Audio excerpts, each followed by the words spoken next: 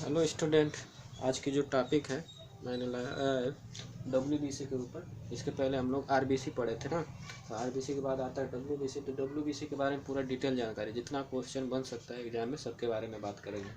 तो देखो, WBC का दूसरा नाम होता है ल्यूकोसाइट, ठीक। और ये WBC जो होता है, वाइट ब्लड सेल्स, न्यूक्लिएटेड होता है, जो कि RBC में ऐसा नहीं होता है।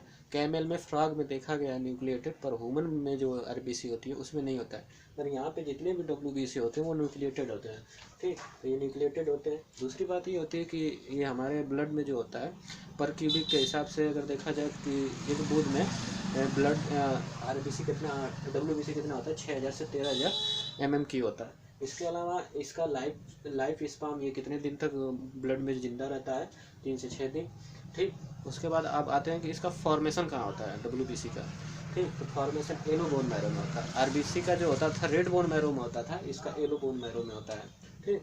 अब इसका फंक्शन अगर देखा जाए तो ये हमारा जो ब्लड होता है इसको स्क्वेंजर करता है, मतलब छानने का काम करता है, ठीक। ब्लड को स्क्वेंजर करें, यानी कि it is a scavenger of blood. दूसरी बात होती है कि एक तरह का most active and motile constituent of blood as well lymph का जो होता है मोटाइल और मोस्ट एक्टिव होता है। इसके अलावा जो होता है RBC को हम लोग टू कैटेगरी में डिवाइड किए दिए हैं WBC को। जैसे कि एक जो होता है, एक ग्रेनुलोसाइट्स होता है, दूसरा जो होता है ग्रेनुलोसाइट्स होता है। यानी अगर बात किया जाए WBC को टू कैटेगरी में डिवाइड किया गया है। ये क्यों किया गया है इसके बता देते हैं। सबसे पहली बात है, दूसरा पहला जो नाम होता है ऑर्गेनुलोसाइट्स। ऑर्गेनुलोसाइट्स क्यों बोलते हैं, तो इसमें ग्रेन्यूल्स जो होता है वो अब्सेंस होता है। जो ग्रेन्यूल्स होता है वो क्या होता है, अब्सेंस होता है। वही अगर बात करें ग्रेन्यूलोसाइट्स, उसमें जो होता है ग्रेन्यूल्स जो होते हैं प्रेजेंस होते हैं। अब ग्रेन्यूल्स क्या होते हैं, ग्रेन्यूल्स एक्चुअल में जो होता है, जो गोल्जी कॉम्प्लेक्स बॉडी होता है वो फॉर्मेट करता है, जो कि WBC में पाया जाता है और कहाँ पे नहीं पाया जाता है। जो ग्रेन्यूल्स होता है इसमें प्रेजेंस होता है,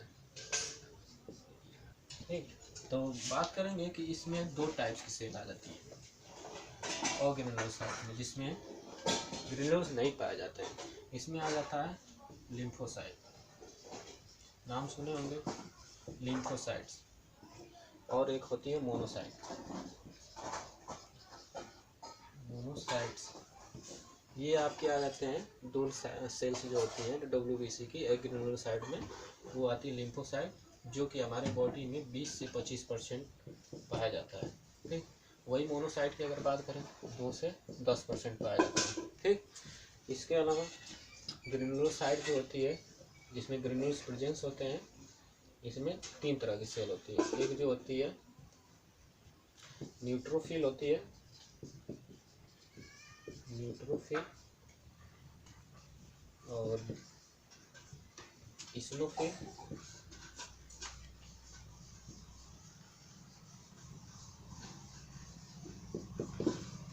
और बेसोफिल पाई जाती है।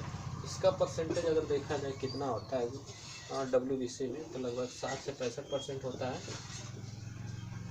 60 से 65% होता है। और इस्नोफिल 2 से 3% पाया जाता है।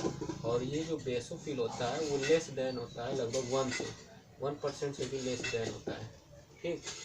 तो अब हम लोग इसके बारे में डिटेल में जानेंगे कि लिम्फोसाइट क्या होता है, मोनोसाइट का काम क्या होता है, इसके अलावा न्यूट्रोफिल का काम क्या होता है, इस्नोफिल का काम क्या होता है, और बेसोफिल का काम क्या होता है। इतना जानने के बाद ये टॉपिक जो होती है WBC की ख़त्म हो जाती है। तो उसके बाद हम लोग पढ़ते हैं प्लेटलेट्स के बारे में। तो आइए सबसे पहले स्टार्ट करते हैं लिम्फोसाइट से।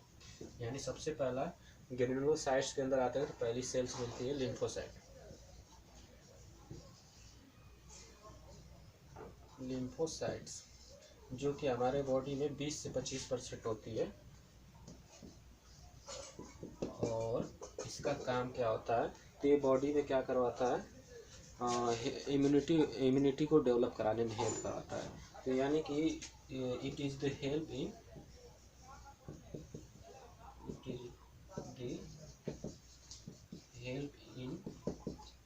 बॉडी इम्यूनिटी या इम्यूनिटी ऑफ बॉडी।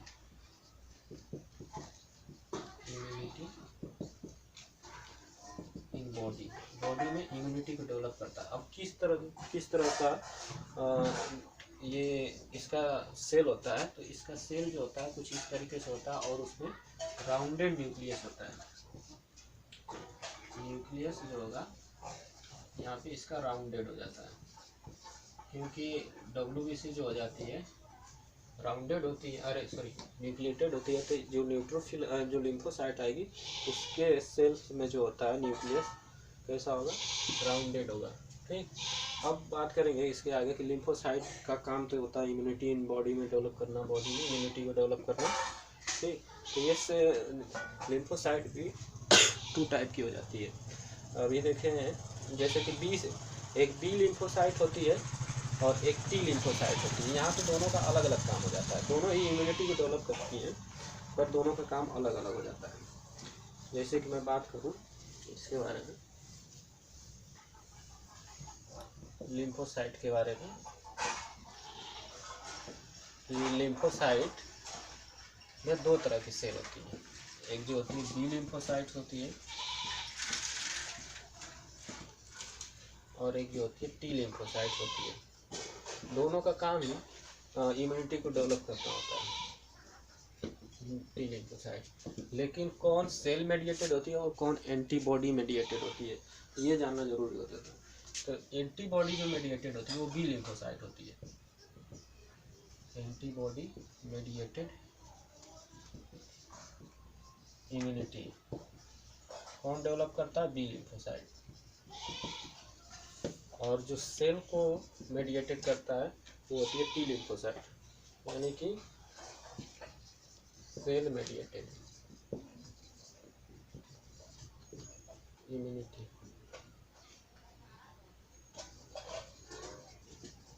ये होती है सेल मेडिएटेड। अब बात करें कि बी लिम्फोसाइट और टी लिम्फोसाइट कहाँ पे इनका फॉर्मेशन होता है, तो देख लो भाई, फॉर्मेशन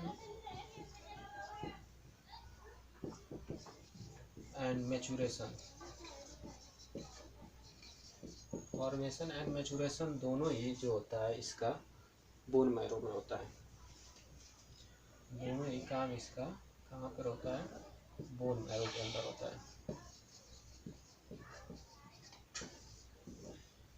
ये 2 पॉइंट है इसमें आपको बी लिम्फोसाइट में समझने के लिए, कि जो हमारी बी लिम्फोसाइट होती है एंटीबॉडी को मेडिएटेड करती है और उसका फॉर्मेशन, बी लिम्फोसाइट का फॉर्मेशन एंड मैचुरेशन की बात करें तो बोन मैरो में हो जाती है। इसके अलावा जो इसका फॉर्मेशन होता है टी लिम्फोसाइट का, इनका जो फॉर्मेशन होता है वो होता है बोन मैरो में, बोन मैरो, बोन मैरो। और मैचुरेशन जो होता है इसका थाइमस में होता है, मैचुरेशन जो होता है वो होता है थाइमस में। ठीक, तो ये आपका रहा लिम्फोसाइट के बारे में। अभी मैं दिखा रहा हूँ आपको वो मोनोसाइट्स के बारे में, मोनोसाइट्स के बारे में। तब तक इसको आप नोट कर सकते हैं। तो नोट हो गया। अब आते हैं लिम्फोसाइट के बाद जो आता है आपका मोनोसाइट। मोनोसाइट जो होता है 2 से 10% होता है WBC। इसके अलावा जो इसका सेल होता है इस टाइप्स का होता है। इसमें जो न्यूक्लियस होता है ना वो बीन शेप या किडनी शेप का दिखाई पड़ता है। जब माइक्रोस्कोप से देखा जाता है बीन शेप या किडनी शेप का दिखाई देने लगता है। इसके अलावा ये जो सेल्स होती हैं इनका मैचुरेशन और डिफ्रेंशिएशन जो होता है वो मैक्रोफेज टिश्यूज में होता है। ठीक, और ये किस तरह की सेल होती है, मोनोसाइट्स। मोनोसाइट एक तरह की फैगोसाइटिक सेल होती है जो जब कभी भी ब्लड में फॉरेन पार्टिकल आ जाता है, बैक्टीरिया वायरस, उसको किल करने में हेल्प कराता है। तो एक तरीके से ये सर्कुलेट करता रहता है ब्लड में, जहाँ भी कभी भी फॉरेन पार्टिकल आया अंदर उसको किल कर देता है। तो these are circulation phagocytic cell of blood and help kill foreign particle. ठीक, ये इसका काम होता है। कुछ चीज़ें नोट करके लिखना होता है कि जैसे लंग्स होते हैं उसमें किस तरह की सेल होती हैं। जो फैगोसाइटिक सेल के बारे में हम बात कर रहे हैं यहाँ पे, जो लंग्स को अफेक्ट न पहुँचाए तो उसमें किस तरह का होना चाहिए फैगोसाइटिक सेल। तो लंग्स के अंदर जो होती है डस्ट सेल होती है, बड़ा इंपॉर्टेंट है, इसका क्वेश्चन पूछ दिया जाता है कि लंग्स के अंदर की सेल क्या होती है, लीवर के अंदर की जो सेल होती है जो फैगोसाइटिक तरह का काम करता है, किसी भी बैक्टीरिया वायरस को किल करने में हेल्प कराता है, तो लीवर उसमें कफर सेल होती है। इसके अलावा ब्लड में जो सेल्स होती है अभी पता है मोनोसाइट, जो कि फैगोसाइटिक होती है, तो ब्लड में मोनोसाइट ही रहेगा। ठीक। थाइमस में थाइमस होता है जो कि एंटीबॉडी को डेवलप कराता है और मैचुरेशन कराता है। ठीक। तो उसमें हसल कार्पसेल्स नामक सेल होती है। ठीक। न्यूरॉन में माइक्रोफिलियल सेल होती है। कनेक्टिव टिश्यू में हिस्टियोसाइट सेल होती है। तो ये बहुत ही इम्पोर्टेंट हो जाता है, इसको आप नोट डाउन कर लीजिए, सही रहेगा। और इसके बाद जो होता है कि जो हमारा ग्रेन्युलोसाइट्स है, जिसमें ग्रेन्युल्स प्रेजेंस होते हैं, और ग्रेन्युलोसाइट्स के बाद जैसे पढ़ते हैं उसमें आपका न्यूट्रोफिल आ जाता है, इस्नोफिल आ जाता है और बेसोफिल आ जाता है। ठीक। तो क्यों ना हम लोग न्यूट्रोफिल के बारे में जान रहे हैं। अभी हमने बताया कि जो न्यूट्रोफिल होता है 60 से 65% होता है, और उसमें जो सेल्स होती है उसका जो न्यूक्लियस होता है ना, वो मल्टीसेपेड होता है। जैसे इस तरीके से स्ट्रक्चर आपको दिखेगा, और इसमें ये सब ग्रेन्यूल्स होते हैं, और न्यूक्लियस को देखेंगे तो बहुत सारे लोब्स दिखाई, 2 से 5 लोब दिखाई देता है, इसलिए न्यूक्लियस को बोल दिया जाता है मल्टी लोबेड होता है। ठीक। अब आते हैं कि इसका काम क्या होता है। तो these are main anti inflammatory cell होती है। जब भी कभी आपको चोट लगती है तो देखते होंगे आप फटाक से वहाँ पे थोड़ा सूजन सा हो जाता है ना, तो वहाँ पे न्यूट्रोफिल सेल होती है। एक्चुअल में क्या होती है कि ये पहली सेल होती है, it is a first cell to migrate at site of infection. जल्दी से वहाँ पहुँच के वहाँ पे जो भी माइक्रो ऑर्गेनिज्म इन्फेक्शन करने से पहले उसको किल कर देता है एक्चुअल में, इसलिए वहाँ पे इन्फ्लामेशन हो जाता है थोड़ा सा। ठीक। और उसके बाद इसका नेचर कैसा होता है, तो नेचर इसका न्यूट्रल फॉर्म में होता है, न्यूट्रल स्टेज का होता है, बिकॉज इसलिए कि इसमें एसिडिक और बेसिक नेचर दोनों ही एक बराबर होता है, इसलिए न्यूट्रल स्टेज में होता है। अब बात आती है इस्नोफिल की, जो कि दूसरा ग्रेनुलोसाइट्स की सेल होती है इस्नोफिलिया, जिसके कारण इस्नोफिलिया में नाक वगैरह ज़्यादा रनिंग वाटर आने लगता है नाक से। तो इस्नोफिलिया 2 से 3% होती है, और इसकी सेल्स के अंदर जो होता है ग्रेन्यूल्स पाए जाते हैं, और न्यूक्लियस जो हो जाता है यहाँ पे बाइलोब हो जाता है। इस तरीके से बाइलोब लिखा गया है।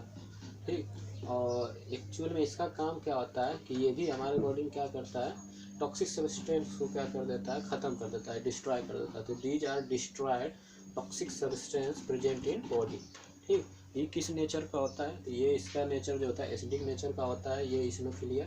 और इसका नंबर बढ़ जाता है कब, कि जब आपके बॉडी में कभी कभी एलर्जी हो जाए, सेंसिटिविटी आपके इन्वायरमेंट के प्रति, कोल्ड या हॉट के कारण आपके बॉडी में एलर्जी हो जाए, या कभी कभी बैक्टीरिया वायरस इंटर करते हैं तो आपको एलर्जी होती है, उस समय इसका नंबर जो हो जाता है, this number eosinophilia increase during the allergic condition. और उस समय एलर्जी जब होते हैं तो आपके बॉडी में परिवर्तन दिखने लगता है, जैसे कि आपके नाक से ज़्यादा से पानी आने लगेगा, जल्दी सर्दी आपको हो जाएगी, आपके रोगटे खड़े होने लगते हैं, इस तरीके से एलर्जी होती है, खुजली वगैरह शरीर में। अब इसके बाद आते हैं बेसोफिल। तीसरा इसका ग्रेनुलोसाइट की सेल्स होती है बेसोफिल, बड़ा इंपॉर्टेंट है, इस पर क्वेश्चन बनेगा।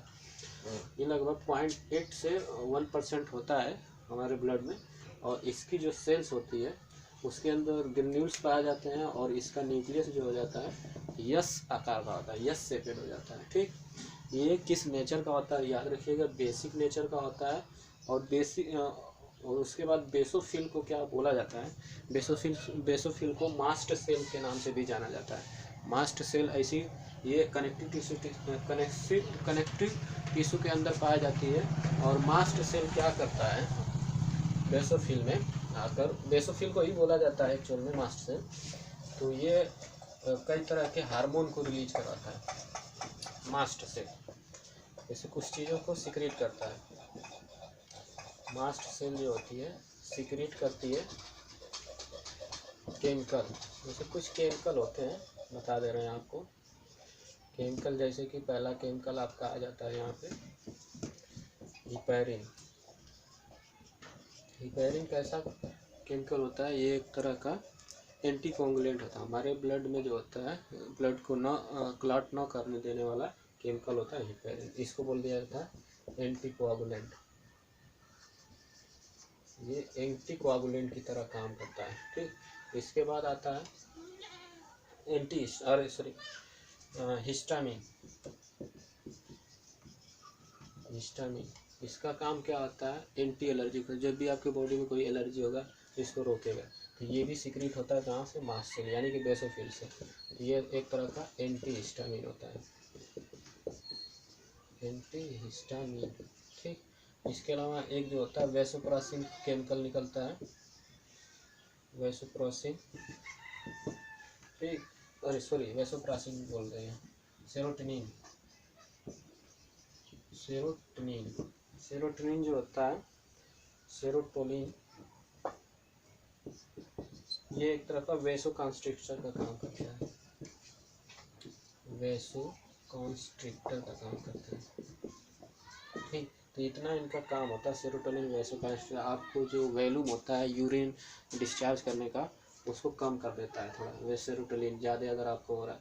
हिस्टामिन, एंटी हिस्टामिन जो एलर्जी होती है उसको कम करता है। हिपैरिन जो ब्लड कोआगुलेंट हमारे बॉडी में नहीं होने देता है, या कभी कट जाता है जल्दी से कोआगुलेंट हो जाता है, थक्का बन जाता है, वो ये करता है हिपैरिन। तो ये इतने काम थे। अब हम लोग अगला वीडियो में बनाएंगे प्लेटलेट्स के ऊपर, क्योंकि ब्लड में पढ़ लिया, ब्लड का हम लोग कंपोनेंट पढ़े। कंपोनेंट में प्लाज्मा था, प्लाज्मा के अलावा ब्लड कैप्सूल, जिसमें ब्लड कैप्सूल्स में आ जाता था आपका WBC, RBC। अब इसके बाद एक चीज़ और बचा है, प्लेटलेट्स। तो अगली वीडियो में प्लेटलेट्स के बारे में मैं बनाने वाला हूँ। Thank you.